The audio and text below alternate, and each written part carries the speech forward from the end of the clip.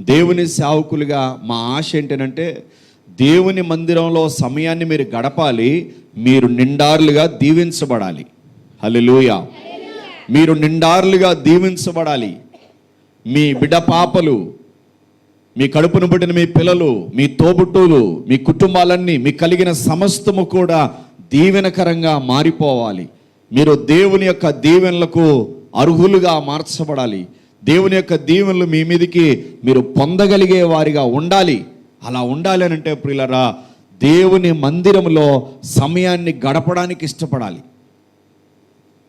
అవకాశం వచ్చినప్పుడు, ఆదివారం అవకాశం దేవుని మందిరంలో గడపడానికి, బుధవారం అవకాశం, శనివారం అవకాశం, ఒక్కొక్క రోజు ఒక్కొక్కరి పేరు చదువుతూ ఉంటాం ప్రార్థన చేయమని, అదొక అవకాశం.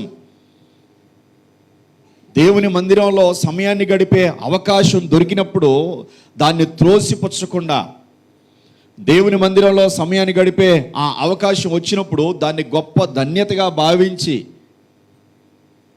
ఇది నాకు గొప్ప వరము అని భావించి, ఎవరైతే ఆ విధంగా దేవుని సన్నిధిలో, దేవుని మందిరంలో సమయాన్ని గడిపేవారిగా ఉంటారో వాళ్ళ జీవితాల మీదకి దేవుని దీవెనలను పొందగలుగుతారు, దేవుని ఆశీర్వాదాలు పొందగలుగుతారు. హల్లెలూయా.